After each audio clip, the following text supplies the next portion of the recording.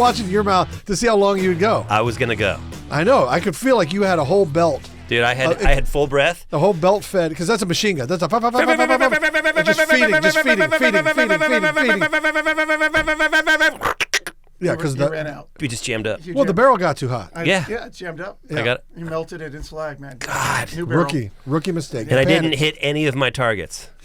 You panicked. That was just me going, oh God. Yeah. Oh, Yeah. I got a great story about that. Right off the bat. Right off the bat. Right off the bat. Wait, hold on. Let's set it up. Look, we got to set the table. We got to set the okay. table.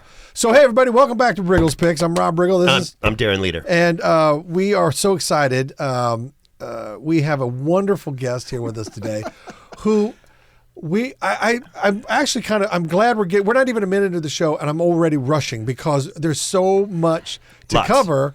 And I can't wait to dive in and pick your brain on just countless subjects. So, EJ, why don't you? Oh, sorry. I have one thing to say. Most podcasts, you'll get entertainers, actors, directors, writers, and musicians or people of all walks of life.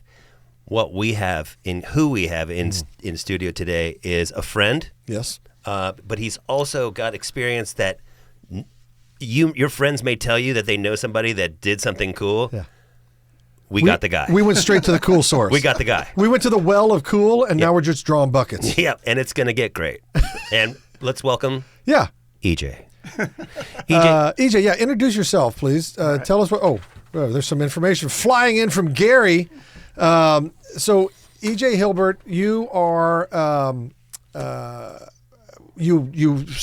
want to say served with, but you've been part of law enforcement. Federal law enforcement. Yeah. You've done some amazing things when you were with the FBI. Yep. And again, I'm just setting the table, but I want you to dive in on this. But you've worked, from what I understand, if you have a career in federal law enforcement, maybe you're lucky if you see 3 big cases in your life, in your career, and you had 5 in a matter of 5 years. Yeah. Is that accurate to say? That's accurate. Tell us. Let me give you the overarching background. Yeah, please. Because I have a very eclectic background. Okay, right? Good. I love this. High school teacher. Right? That's crazy. I love it. You started probably the most dangerous thing you did. Totally. 22 years old, started as a high school teacher, history, sciences, coaching, all the stuff you do as a high school teacher. Yeah. Coached cross country, basketball, baseball, all the way through. Always wanted to be an FBI agent. Wanted to do it when I was a kid in high school. Grew up in Southern California. I'm a Marine brat. Grew up on Camp Pendleton. Okay. Did not get the pleasure to serve. Mm-hmm. All right, which is you served in a different way. So I served in a different way. Yep. But people always ask me how you go from FBI or from teacher to FBI agent. Simple story is I was teaching actually yearbook and publications in high school. Right. Yeah. We're all old enough. We used to actually do yearbooks where you actually laid out the design, put them on pieces of paper, and so on. Brought in yearbooks from when I was in high school. Showed them to my students, and they start reading all the comments that we all write in our yearbooks, which is interesting because I tell this story when I was living in Europe, and they're like, "What's a yearbook? And what do you mean by comments?" But either way, reading all this while my students are reading this, and it's like my friends had said, good luck in the FBI, good luck in the DEA, because they knew in high school that's what I wanted to do. So fast forward, I'm doing this type of stuff. My students look at me and they're like, "Hey, what's this about the FBI? What's this about the DEA?" And I said, "Oh, when I was your age, that's what I wanted to do." And again, I'm 20. I've been teaching for about 6 years, so I'm in my mid-20s at this point. And my students look at me and go, "You're a hypocrite." And I'm like, "Excuse me?" That's strong, dude. And I'm like, they put it on you like that. They straight strong. Up, and they said, "Look, you have made us apply for colleges, for scholarships, all this type of stuff," because I knew a lot of these kids couldn't afford it. And I'm like, we went and pulled all this stuff, and you didn't do what your dream was. And I went, "You know what? You're right." Damn it, kids. That summer, I applied to the FBI. It's a long process. I have no doubt. So just so those people who are interested in it, you do not have to have a military background. You do not have to have a police background. In my FBI class, there was a professional baseball player. There was a psychologist. There was a doctor. So basically, you have to have 4 years. You have to have a 4-year degree, and you have to have 4 years of work experience after you leave. But I'll come back to this. So I applied to the FBI. It's everything from when you were 16 years old until the time that you apply. Approximately 80,000 people apply each year. They go through your life from 16? You do- I don't qualify. You're out. He's out. I'm out after day one. They do an application that you have to fill all this out, and then there's going to be a whole background check. And the way the process works is when you get assigned that kind of work, you will go out and talk to a person. So, hey, go to first contact. Hey, I'll go to Rob. Rob, you're going to provide me background. Who else should I speak with? And you go, hey, you should talk to Darren. Yeah. So then I'll go to Darren, and then, hey, Darren, and then Darren will give me somebody and somebody until you've gone through the whole circle where the only people you're being told to go talk to are the people you already talked to. That's how a background goes.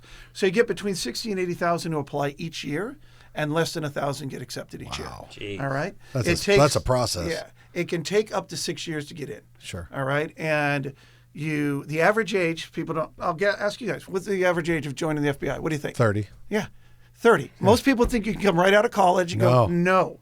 Wow. All right? Well, how old was Clarice Starling? Oh, I have no. Well, you're basing your life on fiction here now. Yeah. That's not fiction. Oh boy, I got to talk to you offline. That was a fiction. I thought it was a documentary. But yeah, in the movie, she struck me as a late 20s. Yeah. She struck me as a late 20s. I thought mid-20s Yeah. in that movie. Late 20s. Mid to late 20s. The only reason you could get in earlier, you will have a native language capability in a language. There it is. She speaks Polish. She doesn't speak Polish. You are a doctor, medical doctor. There were medical doctors in there. And then accountants can sometimes get in earlier because that's a large portion of the crime. So, yes. Anyways. White-collar crime. Yeah, back to the thing. So teaching FBI, company called, The company? I won't talk to about a company. A lot of ex-spook type individuals. We did hostage rescue negotiations around the world, that type of stuff. Most of that is negotiation. Quick question. That's private side. Yeah, that's after the Bureau. Yeah. Quick question. Your first day, you get hired. Which job? FBI. Okay. So you do the whole process, and they go, yes, EJ, you are now an FBI agent. And you go into work the first day of FBIing. Mm-hmm. What is that like? Do you just go, oh, I've arrived, or do you just kind of just start things? Well, training is in Quantico, Virginia. Mm-hmm. You can get assigned any one of 50 field offices. So there's field offices around the world. Then each one of them has what's called a resident agency, smaller offices. So Los Angeles is the perfect one here. We have the Santa Ana resident agency, which is about 80 agents. You have the LAX resident agency, which is 3 agents. You got Palm Springs, you got Ventura, you got a couple of different ones. So you get assigned one of those, which the running joke with all FBI agents is there's a monkey in the back room with darts and they just throw your name at the board and that's where you end up at. But it's really where does the Bureau need you? What are your skill sets? In my case, to say I start as an FBI, I graduated, FBI agent. Now I have to drive back across country to Los Angeles. Right? Okay. This is my first time carrying a gun all the time with me. I've got it on my hip. I'm driving through parts of the country where maybe you shouldn't be carrying a gun. You're like, how do I hide this? Where do I put this? What do I do with it all the way through? What if I get pulled over? Because I'm doing 110 miles an hour through Arizona or something of that nature. So to that point, that's the freaky part right off the bat, coming back. And I was actually coming back. I was engaged just before I left, coming back to get married a couple days after within a month of getting back here. So I've been married to my wife 25 years. She's made it through all this nonsense. So Congratulations on that. So quick question, Academy at Quantico, how long is the training? When I was in, it was 18 weeks. It's now 22 weeks. Okay. So they add additional stuff that goes through it. If you've ever, you reference Miss Starling and everything. Mm-hmm. Yellow Brick Road, we do run it. All right, it's actually on the OCS Officer Candidate School for the Marine Corps side of the house. Which I was in Quantico for my time. Yes, the Marines do that. We only get to go over there once. Yeah. The rest of the time, you'd be surprised in Quantico how less physical the training is than everything else. You would assume that we're running around. The DEA does a lot more physical training, but it's on you to do the physical training. Yeah. You have to go and do it and so on. But we have multiple shooting houses, indoor and outdoor. You learn how to shoot. You have multiple, we have Hogan's Alley, which is your practical applications unit, which is where you go in and you arrest people and you shoot at people and you do all the things that you're going to do and you learn how to do it the proper way. Right. But a lot of it is just academic learning. You get 2 Bs, which is in the 80s, below a 90%, you're out. Wow. On your tests. All right. Wow. And there's 13 tests. during That's the time that's you're there. academic pressure. Yes. That's pressure. It's not for the faint of heart. No. No, and it's all the law. Very few agents are lawyers, but there are plenty. But it's all the laws, it's all the processes, it's all the procedures, everything you can and cannot do. So to your point, when you get in, you get assigned a training agent, and that training agent's job is to walk you through. But yeah, what am I going to do? What's going on? Right. At the time, I was doing it because I was out of the Santa Ana RA, though that's where I was officially assigned. You get complaint duty, and then you also get assigned to all the other different works. If you're in an RA, you get to work everything. If you're in a field office, you get to work only what you're assigned. So you said white-collar crime, you're assigned to a white-collar crime squad. That's all you're really going to do. In an RA, because there's a limited number of individuals, we do everything. Crimes against children, violent crimes, major offenders, counterterrorism, counterintelligence, white-collar crime. And because obviously we're talking about the federal crimes. Yeah. So you're talking bank robbery, kidnapping, terrorism. These are major, big swings. Big swing stuff. It's not nickel and dime stuff. No. Yeah. And You and I had a conversation. We golfed the other Yeah. day, and I asked you, how does the FBI prioritize what to focus on? Yeah. Because there's a lot of stuff out there to deal with. And tell Rob what you were telling me about quality of life. Well, so the FBI does not get to choose what to focus on. All right. The U.S. Attorney gets to choose what to focus on. All right. They are the ones that issue the rules, or the Attorney General of the United States sets it, and then the U.S. attorneys are each of the locations. Okay. They decide what the priority is. But the way it is supposed to work is quality of life crimes. And what I mean by that is, does the crime that is occurring impact the quality of life of the general population at a higher level? So, crimes against drugs. Yeah, for the people that are taking drugs and are happy to take drugs and are good with doing that, it's not a negative to them. Thank you. But if people are getting shot because of it, because you have gang violence going up, that's a quality of life crime. All right. Some would argue whether or not the January 6th issue was or was not a quality of life crime, and should we be. But for the Attorney General, they believe that was an impact on the way the U.S. government works, and what's allowed to happen in the U.S. government. So absolutely a quality of life crime, and that's what they'll do. In fact, so the U.S. Attorney General, they really get to dictate the policy that trickles down to the law, the actual on the street agents. Because as an agent, you investigate crime, but you do not get to decide if it gets prosecuted. Right. That of is course. one of the biggest law and order. Right, Yeah. law and order. Yeah. That's one of the biggest issues. If you go back to Director Comey, when he left, he was a U.S. attorney. He came over and became the director of the FBI. Okay, and I don't know this definitively, but I think I have a pretty good idea of what the guy was trying to do. The whole, did Hillary Clinton hide, violate classified information in her server that was in a bathroom or whatever? Right. He came out and said, yes, but they will never be prosecuted. You can't do that in the FBI. You can't say who will or will not be prosecuted. Right. Of course. That's the U.S. Attorney's job. Yeah. You do that. That's law and order. Right. Yeah. Yeah. Yeah. And so, to your point, they dictate what is actually allowed to be not allowed. They dictate what is the priority for investigation. And you do something in the FBI that people don't realize. We Turk our time, or did, which is time utilization record keeping. You have to write down how many hours each week. So we work 50-hour day weeks. You don't work 40 hours. And you have a 1 to 2 hour response time. So you can't get drunk and so on. But you write down what crimes you worked. And just so you're aware, there are crimes out there like illegal disposal of a refrigerator. Refrigerators that used to have locks on them. Yeah. Yeah, they had to be investigated. There's a law that says that those doors have to come off of refrigerators. Are we talking like mattress tag stuff? Yeah, there are laws out there. Wait. FBI, on occasion, investigates refrigerators. The illegal If you illegally do of a refrigerator. I remember this because the doors, kids were getting trapped in and couldn't get out. And so if you didn't take the door off of your refrigerator before you disposed of it, it was a federal crime. It was a federal crime. How do you investigate that? Figure out who threw it out. You want it worse? Migratory Bird Act violations. Stop Did you it. shoot a bird that was flying in migration? The FBI's coming after you on that one. I'm in trubs. I'm in trubs.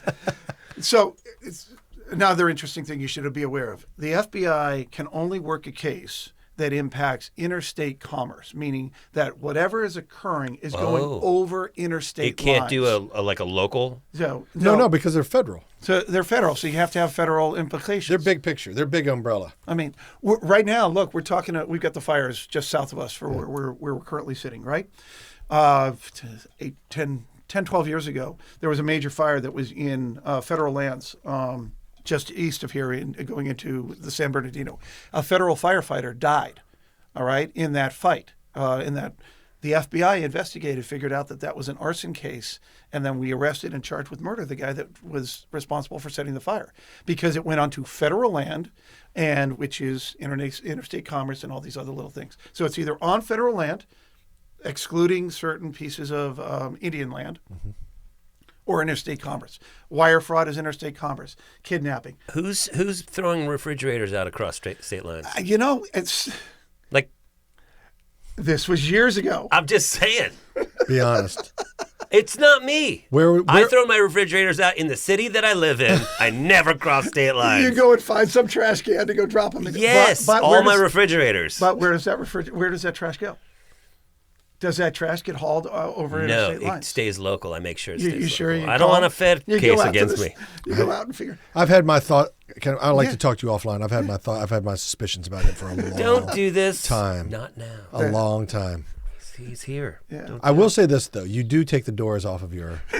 I don't want kids getting trapped in my fridges. That's what I do. That's the only reason I haven't said anything Thank until you. now. Yeah. Thank you. That's the joking part, though, guys. Is when you're turking your time and you're like, dude, I'm just going to find some random thing and put it down on there. But then it screws all the diagnostic data. When you hear the crime report that the Bureau puts out, that's what it's based off.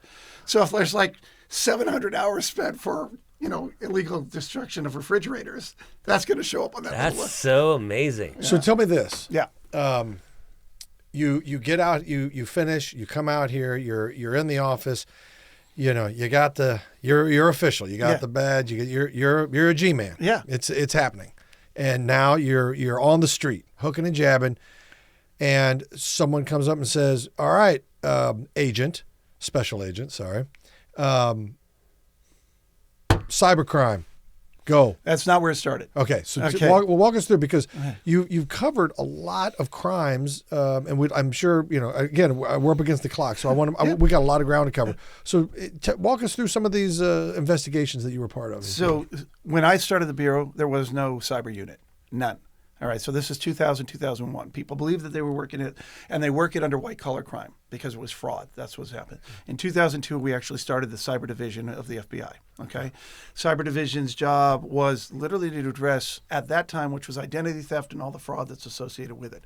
My role was, I got a random little case. So you get a complaint desk, a person called in. This is where, quite honestly, where the nut jobs come in. We go through, identify if they're really a nut job, blah, blah, blah. And then if they are, we send them over to Secret Service because they're right down the street. But anyways, and it was a hack of a company. Russian bad guys claimed they got in. They wanted $1,000 or they were going to release all these stolen credit cards on the internet. This is early 2000s, right? Company's like, I don't know what to do. It's going to ruin my business. Blah, They blah, wanted blah, blah. $1,000. This was They wanted $1,000. $1,000. Amazing. $1,000. Okay. Amazing. Now, remember, this is before PayPal's and all the other things and how you're going to get them paid. There's going to be wire transfers through MoneyGram or Western Union or something. yeah. And it's international. We've never dealt with this before. How do we deal with this? This is all uncharted water. All completely uncharted, never been done before, and so on. So came in, went to my boss, which is a supervisory special agent. They don't work cases. By the way, ADIX, assistant director in charge, SAC. We don't call them ADIC and SAC, by the way, okay? But the SAC. It's a great name. Yeah. All right, or the ASAC, which is just under the SAC. They are assistant special agent in charge, ADIC. There was only the assistant directors are in very large offices, New York, Los Angeles, and then most are special agent. Don't work cases. They're administrative. Okay. All right. Then you've got the supervisory special agents. They're the ones who run the squads. You go to your supervisor, say, hey, this is the thing. Mine was like, we don't work this. This will go up to L.A. And I said, hey, I'd really like to try this. And they're like, newbie agent, go ahead. If you fall on your face, first 2 years as an agent, if you fall on your face, you're out. You screw something up, you're out. I mean, there is no leeway. Man, I mean, I like like, it. don't get me wrong, I like high standards. Yeah. Especially in our federal law enforcement. like it. In any law enforcement, I like high standards. But that puts a real level of pressure. But it also lets you know that the people doing the job got their shit together. It does. that's that's cool. why I say I have no problem with high standards. Yeah.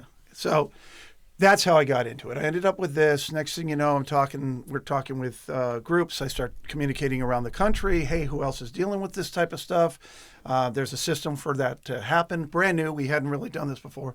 Next thing you know, we've identified the bad guys, or at least I think we've identified the bad guys. And headquarters goes, wait, they're outside the United States. We have no jurisdiction. You can't touch them. We don't work that case. Right.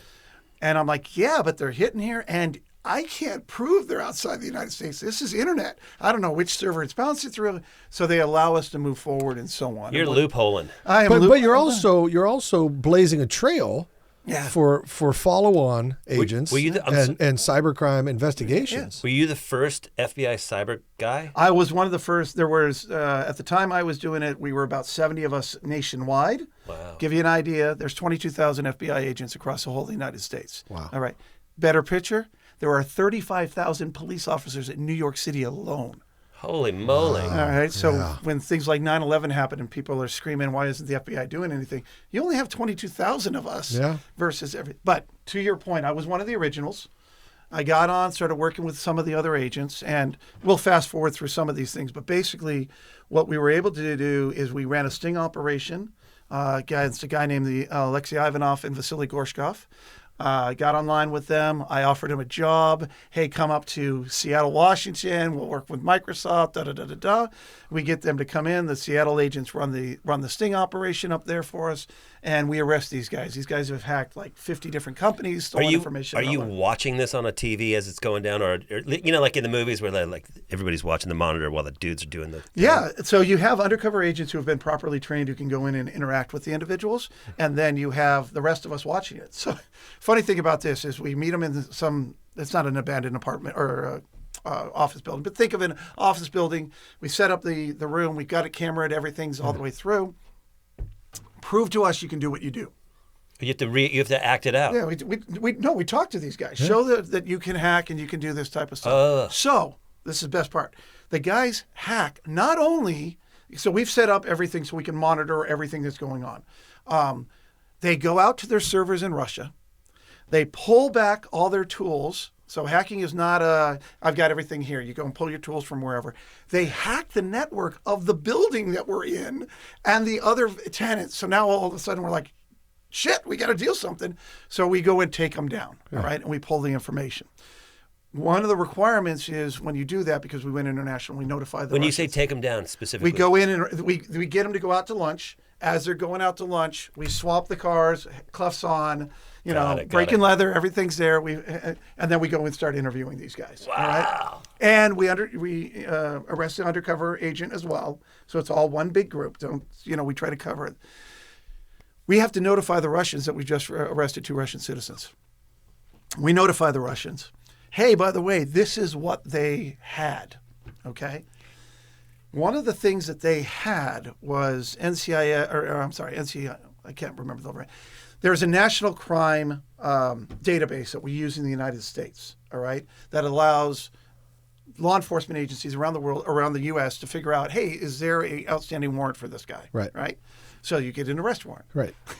These guys had hacked into the Russian version of it and were putting out arrest warrants for their buddies on the Russian version so that, yeah.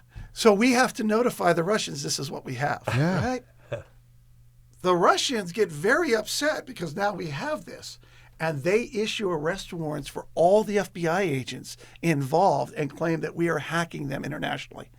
Now, this will come back to bite me later on because I end up having to travel international. I get sent over to Russia to do work with the Russian MVD, which is kind of their equivalent of the FBI, and FSB, which is their former KGB. Right. All right.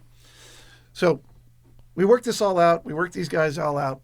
Fast forward a little bit longer. We're notifying them. We're putting these guys through. There's a book about this called The Lure, written by the U.S. attorney that did this case. But we end up identifying people overseas, a lot of people that are involved and so on. FBI, we're going to go work with the Russians. hey, EJ, why don't you come over and talk with them about cyber? This is from headquarters. Now, I'm a lowly agent. Usually I send supervisors, but I'm the only guy that has been working this. Ego boost here, but one of the guys references it as the encyclopedic knowledge of what these guys are doing. Yeah. So I understand how you take stolen information and turn it into money. I wrote a paper on it, shared it with all the FBI agents, still get calls today about this type of stuff. Point is, go over to Russia. We're talking about drug cases. We're talking about early cases of terrorism. Most people don't realize Al-Qaeda also attacked Russia, the Chechens. They backed the Chechen attacks, if you go back far enough into it.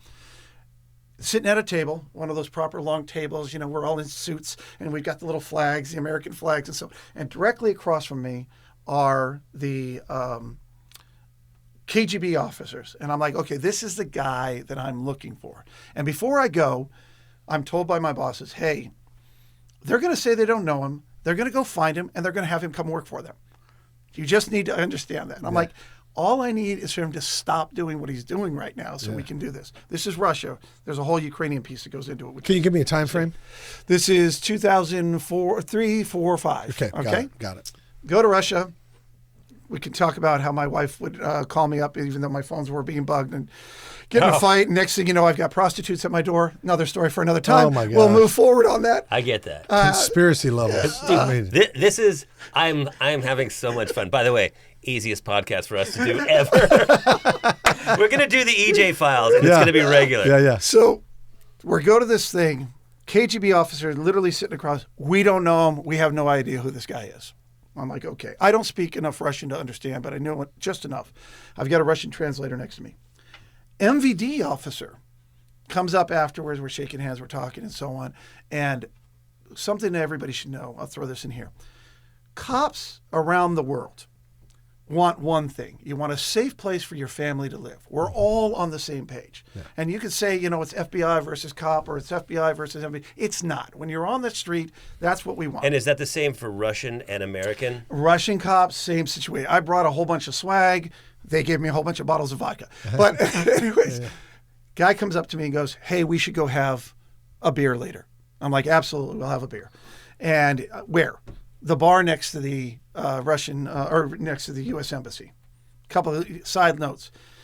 U.S. Embassy, I don't know why we did this. It's a stupid diplomatic move. When we built the new Russian U.S. Embassy in Russia, the first 5 floors were built by Russian contractors. I don't know why. Well, that's not. So it's the oldest trick in the book. Yeah. So it's in the walls, man. It's in the walls. It's in the literally. walls. It's in the concrete. Yeah. So we had to go and build an additional 5. But there's a bar right next door where all of Americans go and hang out.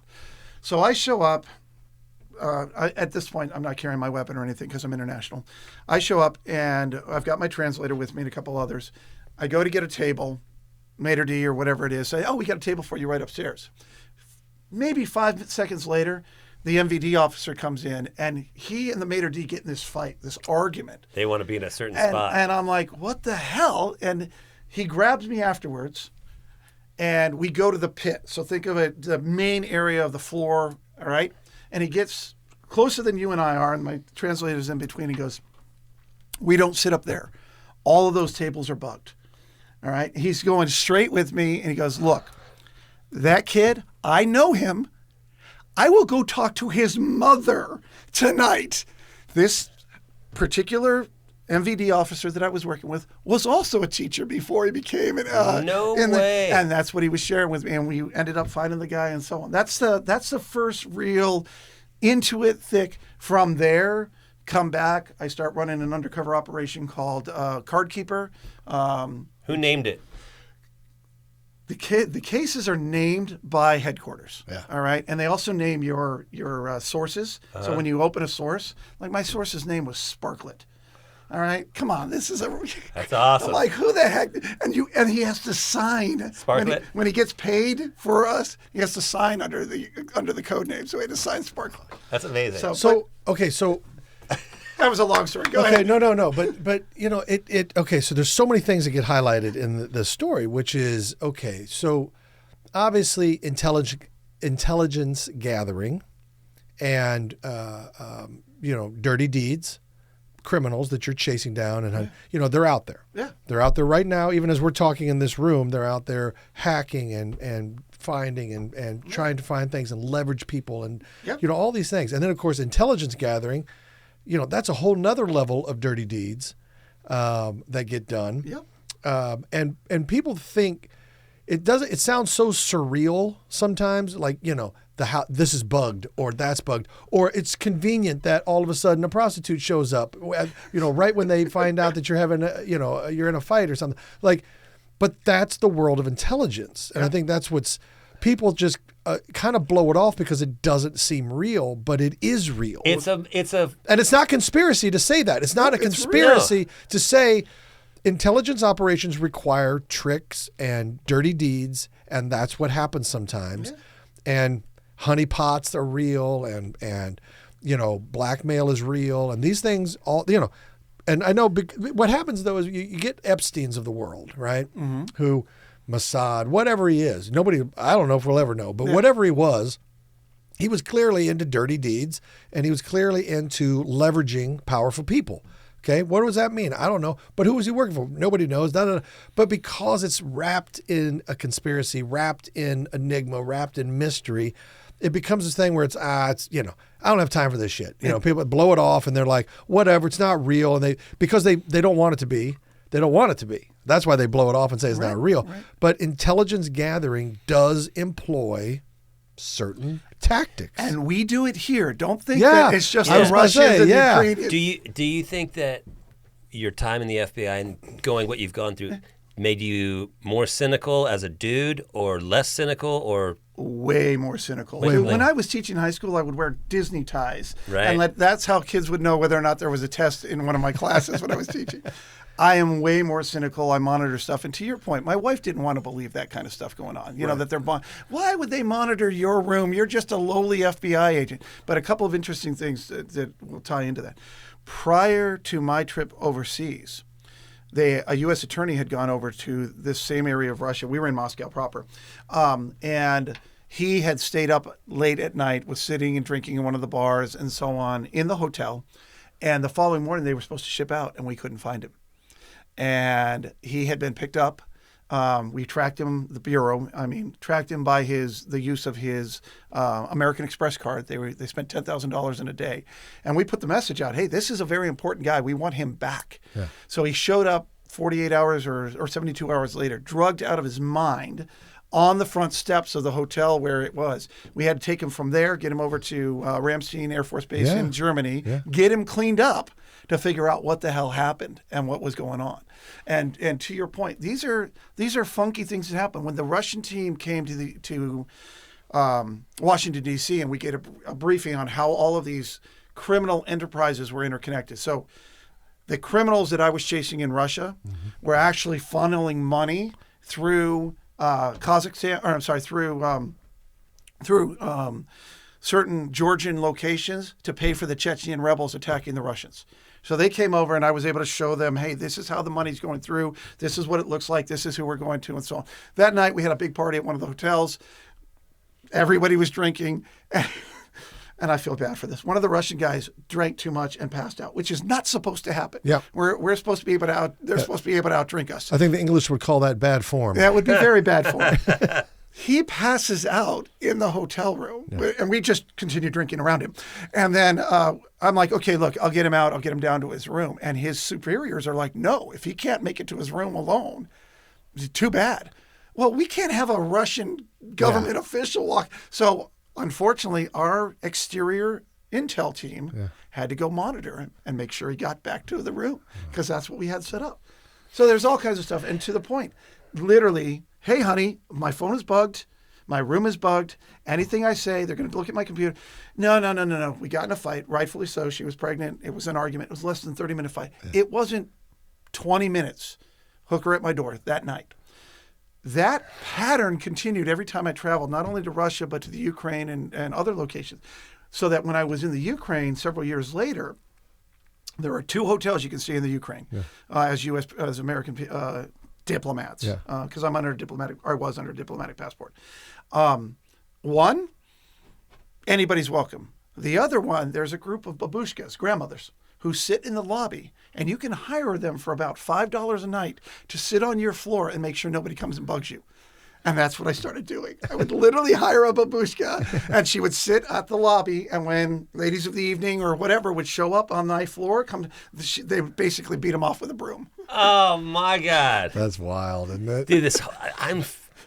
I'm fascinated by all of this. Yeah. It's so not my life. I wake up, I get ready, I golf, and then I chill, and then I come talk to my friend. So I remember I went to Beijing for the 2008 Olympics. Okay. And, I had to apply for a visa, and I was going on behalf of the Daily Show. Okay. And so I think I don't know if I was getting a journalist visa or a media. tourist, but, it was, we don't know if you're going to get it. We're just trying to buy plane tickets and all this stuff. And then at the last second, they approved it. Yeah. The last second. So we get over there. But it's a police state. So, and that's another thing Americans can't get their heads wrapped around is a police state is not... America is... You're not You free. don't realize how special America is as far as the freedom. I agree And with as you. far as your rights. Right. And You're all trying to this stuff. take my rights away, bro. Yeah. Go to a police state. Go to China. Yeah.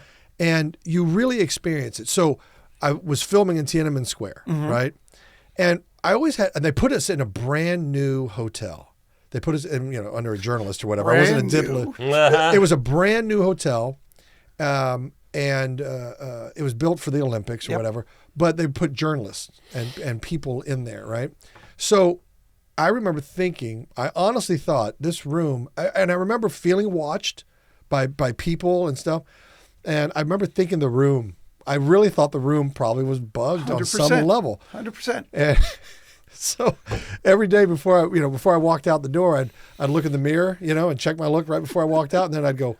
That's so. You should. And it was just for me because I was like, Fuck you. I don't know if anybody's watching or Right. not, but I was like, boom. And you know what? The reason you probably had trouble getting your visa is because you were U.S. military. They Maybe. 100% believe that you are still. There is Isn't no that wild? delineation that when you leave the military in China or even the UK and France and so, when you leave the military, you're still military In their mind. in their mind. Because that's the way it is for them, I'm sure. And when I left the bureau, and then I was assigned years later, 2012. I took a job with a company called Kroll, and I was sent to Europe to set up GDPR, which is a bunch of privacy laws, and help them build it.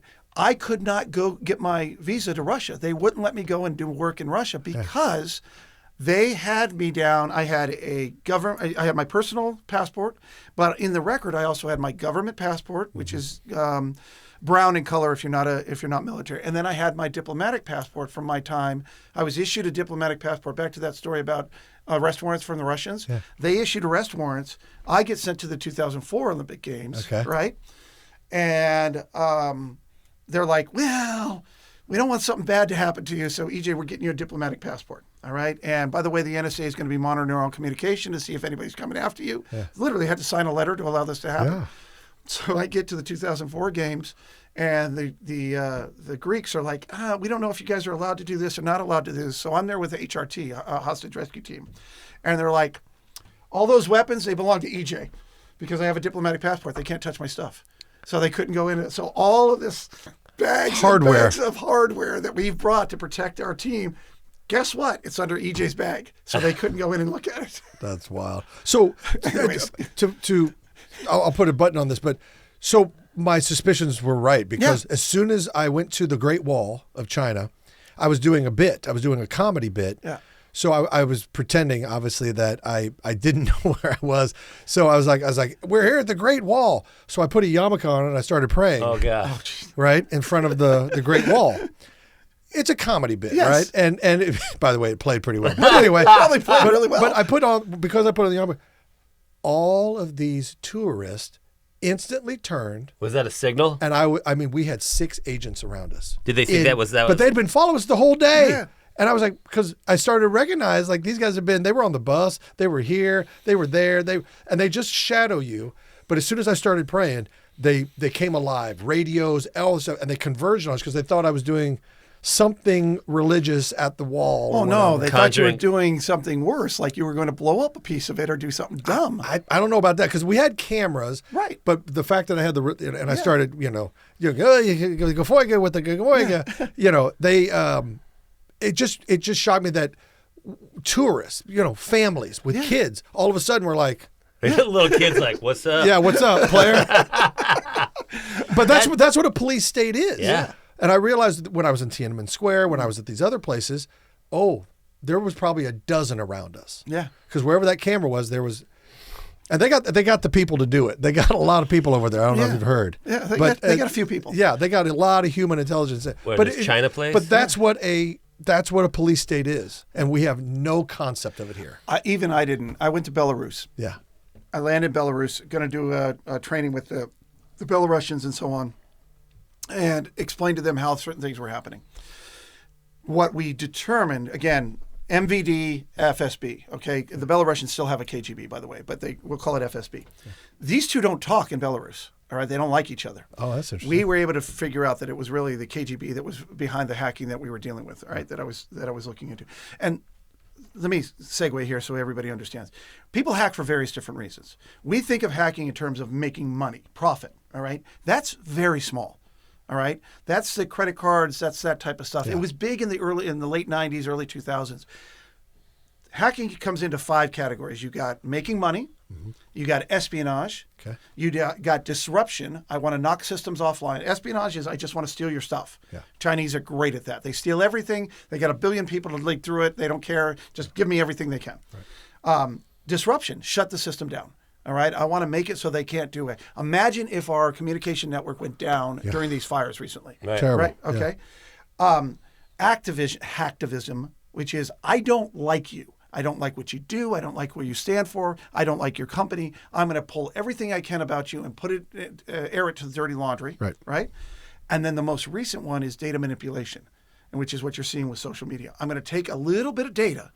I'm going to manipulate it just enough so that I can control that narrative as to what's going on. Right. So these are your 5 primary. That's the most attacks. insidious one. That is the worst one, and it's the hardest one to stop. But going back to the Belarusians, we go over there. I'm working with the Belarusians. We're doing some stuff. We go to this place in Minsk called Patio Pizza. All right? It's the only restaurant we can really eat at. Across the street is a place called GUM, all right, which is, think of it like Target, but it's a state-run facility. I need paper to print a bunch of records because there's no paper at the police headquarters. Give you guys an idea.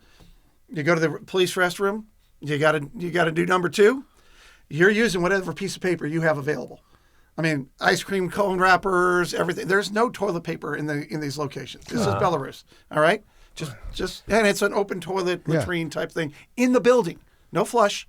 Hole on the ground, stand over, whatever. Oh, anyways, been there, done that. So awful. Yeah. So I go, I'm like, oh crap, I need to go get some paper. I'm sitting with my team. And I jump up and I run out of the building to run across the GUM before it shuts down so I can buy a ream of paper. And I come back and my team is like, oh, you should have seen what happened. I'm like, what happened? And that table and that table over there, they didn't know what to do. They saw you run out of here. They thought something was up. They didn't know if they were supposed to follow or not. And one guy's on the phone and everything. And I was like, oh, man, that's messed up. Because I knew I was being followed all the way through and I didn't want any. So I actually went over and bought them dinner. These guys are sitting at this restaurant just drinking water. They can't even afford to eat at the restaurant, but their job is to monitor. So that's a police state. But I was told when we came into that country, if this guy, or this guy shows up to our meetings, we are to walk out. One of them was the president of Belarus. Can you imagine you're sitting in a meeting, we're talking like this, in walks the president of any country, and your rule is get up and walk out, don't say a word? Yeah. Because if I did, it would have acknowledged his legitimacy as a U.S. government representative. Yeah. They're like, no, you got to get out. And they rushed us out. After all this took place, there was a whole anti-American protest that occurred. And we got called first thing in the morning, about 5:30 in the morning, like, you got to get to the embassy, get your pack, get out. And they rushed us out. And then we got on the plane. And only after we got on the plane did they tell us what was happening. But okay, so let me. We got a lot going on. We're going to have a part 2. I'm telling you, dude, EJ Files is real. EJ Files. This is going to be a standing. I know. Provided you're down for it. Absolutely. Anytime, guys. But let me dive. Okay, so now you clearly walk the walk and have been down these roads, and there's so much to talk about. But I'm going to go backward. Please. Who shot JFK? That's a really good question. You know how Because many... I'm not buying the official story. You're not buying the what's his name? Oswald. Jack Ruby and Oswald. John yeah. Wayne Gacy. Jack Oswald. Jack Ruby. No, it's not Jack Ruby. Jack Ruby. Jack Ruby, but Shot it's Lee Harvey. Harvey. Lee It's Harvey Lee Harvey shot him, Oswald. and then Ruby shot him. Right in the theater. No, That's four. stop. That's Lincoln. You're the worst. Got it. And Mary was like, "Thank you very much." Yeah, okay. No, I'm sorry. Anyways, Yes. moving on. But no, I have no I say that- information, but let me say this. Yeah. We do not understand the machinations of what takes place. Right. All right. And there are so many things. Do not confuse intelligence with law enforcement. Right. Dramatically different things. The FBI was not an intelligence agency until 9/11. All right. And after 9/11, we had to become intelligence agencies. And that's one of the things we were talking about. I was the Boston bombers before the Boston bombers. I was online being so on. Intelligence agencies operate in a different realm. They operate by instruction of the analyst. You need to know if something is occurring. You instruct your guys to go out and do it. All right. The FBI operates under the special agents that are working. They decide what needs to be done. They decide to need to what they present it to the U.S. Attorney. Totally different approaches. Okay. When the instructions, and I have lots of members of friends who are former agency, bureau, agency, service, homeland. Okay, so if anybody's talking about it, there's the bureau, there's the agency, there's the service, which is Secret Service. That's the breakdown. I have lots of friends in all of them. You are subject to more leeway, for lack of a better word, in terms of how things occur when you're in that, hey, go get me this information, rather than you're going to have to present it in court. Right. So everything that law enforcement does has to be presented in court. Right. Has to be viable. By the book, right? It's got to be available to do that. And as soon as you can't do that, it's gone. Right. And the people who join law enforcement, yeah, there are some bad apples in every batch, no matter what. Yeah. They want to do the right thing. They want to protect the individuals that they care for. They really do. Yep. And yeah, they're going to overstep, and there's going to be problems, and we're going to beat each other down for doing that type of stuff. But that's their intention. But they recognize, you could be the biggest drug lord in the world, right? I could steal everything about you and put it, but if I can't use it in court, you're free. It's nothing. You're free. Yeah, right. You got to be able to prove it in court. Yeah. So I understand that you're right about law enforcement versus intelligence gathering. Yeah. There are a lot of lanes here. There's a lot of lanes. But am I wrong in thinking that the FBI does? You have to gather. You have the ability to gather intelligence, right? Because if you're investigating the mob or I guess it doesn't fall under. I guess it falls under investigation. Exactly. More than information. In support of an trial. Investigation or a charge or a legal violation, absolutely. Okay. If you just want intel for the point of intel, that's where agents get in trouble. Yeah. I mean, there have been guys who you want to get a wire up on somebody, the mob, right? So you got to go to court, and the court's got to approve it. And there's a whole long process, and this is not some call them up. I need a badge number, blah blah blah. I need it straight. This is like weeks of work to get that in. But there have been guys that have put their ex-wife's phone number in the group so that they can actually listen to their ex-wife's phones during things. But they get busted. We figured out because when you're listening to a phone call, like somebody's phone call, if I'm listening to your guys's, I listen for 30 seconds, see if you're saying anything about the crime, then I got to hang up. Then I got to wait. Then I can listen for 30 seconds. What's the waiting period? A minute. 30 on, minute off. Can you imagine how boring that is? That's got to be tedious. It is. But I'm glad there's checks and balances in there too, because and that does make sense, because people are always, they hear the stories and then they get suspicious and they're like, bullshit, I'm getting railroaded. There are checks and balances in there, and if you put your ex-wife phone number in there or did something shady, right? Then, and you do go to trial, that fine tooth comb that goes over the road, you're going to get caught. Yeah. Like I never understood people with the short sightedness. You know, I don't think they're acting out of like Logic. sanity. Yeah. They're just going emotional. It's just- They're emotional. Yeah. They are. But then we get to have fun with that too. Yeah. I mean, you get up on the court on the stand, and great case out of Santa Ana, where I don't know why the defense attorney let us do this, but we were. It was a drug bust, either MS-13 or one of the Hispanic gangs or whatever, and we had the recording, and they didn't want the recordings played, so the attorney said, "Well, fine, the guys will read the transcript." Well, you get a bunch of agents who've been listening to this stuff for like weeks and weeks and weeks. Guess what? We start picking up the tones, the inflection. Right. Yeah, homie, what's going on? Yeah, and we're doing this on the stand. And what's hilarious about it is if you're sitting in the room and they're reading these transcripts all the way, even the defendants are laughing because they're laughing at their own statements. Yeah. And that is one other thing I'll throw in here because we got a lot that we could cover beyond the cyber, all this other stuff. The scariest criminals are your white-collar criminals because they think their life is over. We did a gang bust back before Staples Center was built or Crypto Arena or whatever it's called now.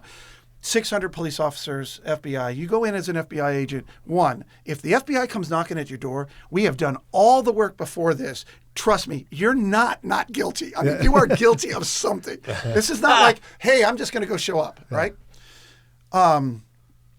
Big drug takedown, 6 o'clock in the morning. You send in 4 guys for one guy, one on each arm. And if you got a dog, bring the dog along as well, because we don't want to get shot. We don't all go to the front door and go, I'm going in first. No. Shortest straw goes in first. I mean, we're not stupid people. But gangbanger, pull him out of bed, weapons all over him. He's got guns underneath his baby's crib, all this nonsense. We get him into the car. We're driving him out of South Central. We're on our way. He's jaw-jacking nonstop, cussing us out, everything of that nature. We get over the 10th. So we're going to downtown LA to the processing. And I'm sitting in the back. I've got to move my gun. I'm right-handed, so my gun's got to be on the left. I'm in the back with him. He's hooked up because you don't put a bad guy behind the driver because we don't have screens in the cars.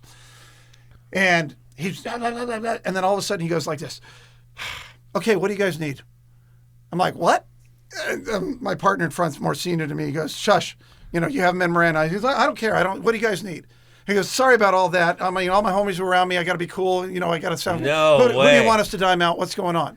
And the truth is, for career criminals, right? They know the game. It is our or law enforcement's job to catch you.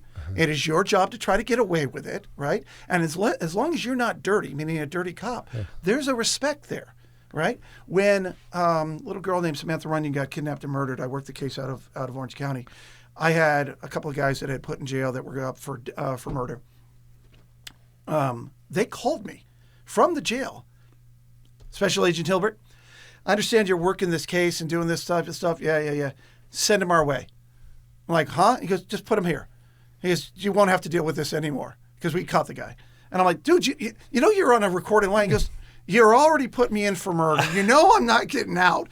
What's one more? We do not allow this to happen. Wow. These are guys literally in jail calling me and letting me know this type of stuff. So there's that sort of unspoken, we're on the same side because we have a mutual, we both hate this guy. We both hate this guy, but on the same note, as long as you're straight with me and I'm straight with you, we're going to be, but the white collar guys, I busted a guy for phony software or bad software, and he got what's called pretrial diversion. Means he didn't get sentenced, he didn't get anything, all right? It was just, hey, don't do this again next time you... I get a call 5-10 days later that he is trying to buy body armor and an assault rifle, and he's coming after me and my partner for arresting him. Now, karma works great. He got hit by a car and turned into quadriplegic, so he could never do anything with it. But literally because he was doing false software. Amazing. So you got these gangbangers, MS-13, just going, all right, man, let's work together. And then you got some douche trying to buy body armor. Well, he sounds like one of those... like narcissist. And I'll share one thing because who can't ever accept being. Totally. Yeah. That's nuts. Running low on time here, but I'll point one thing for you guys. We were working the Democratic National Convention when it was in LA. Wait.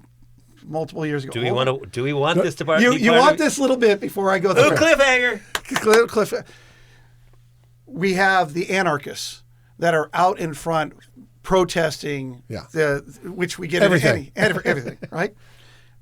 LAPD, FBI, we're monitoring them, right? We don't want them to do anything stupid. They go to court and say, hey, we don't want them here. They're infringing on our personal rights, blah, blah, blah, blah, blah, blah, blah, right?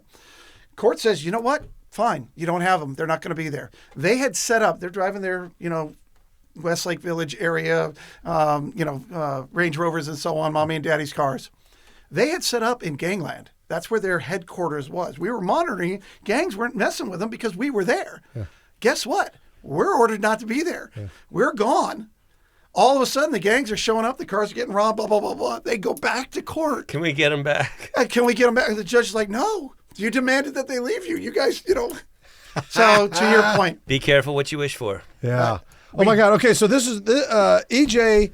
This is going to be a new segment. I know, dude. I knew it. We're gonna have you back if you don't mind. Absolutely, I'd love to come and tell other stories. And when we have you back, now that we've established your bona fides, we're going to put together some serious questions. Oh, dude. Because there's so much to talk about. Especially, obviously we can talk about the past and all the things that happened in the past and your time, but I'm interested to hear your perspective on our current situation. Geopolitics. That's where I'm, because of that experience, I want to know what he thinks. Well, and also the last thing you mentioned, the new lane in cyber war, which is the manipulation of data, which is so insidious, and it is happening, and people don't understand how they're being played, and it's confusing to say the absolute least.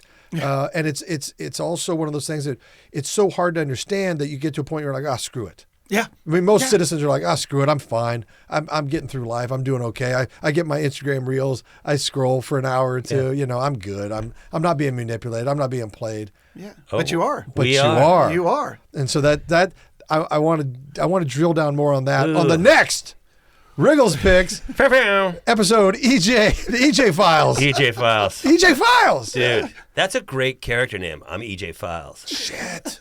Dude, just saying. Thank you so much for joining us. Thank you. And I do want to pick a break because there's so much more. And I want to talk about the private side. I want to talk about all these other things that you're doing. But thank you for enlightening us. And that was exciting. This is the first. Awesome. This is the first of the EJ Files. But we've established the bona fides. That's huge. Oh yeah. So now we know.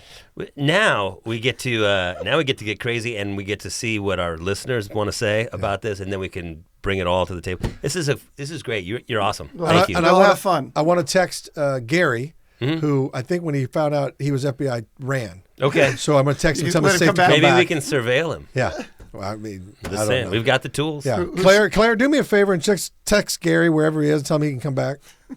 For sure. I watched him run out. Hopefully he still has his phone and didn't go fully rogue under the radar. He might have thrown the... Damn it, Gary. We might never see him again. I don't know. The tracker in his car will work. Don't worry about it. There it is. There you go, Gary. Smarty pants. Wherever you are now, Gary. We got you. Stone Cold Busted. Hey, this has been Riggle's Picks. I'm Rob Riggle. I'm Darren Leader. That's EJ. All right. Thanks, everybody. Awesome.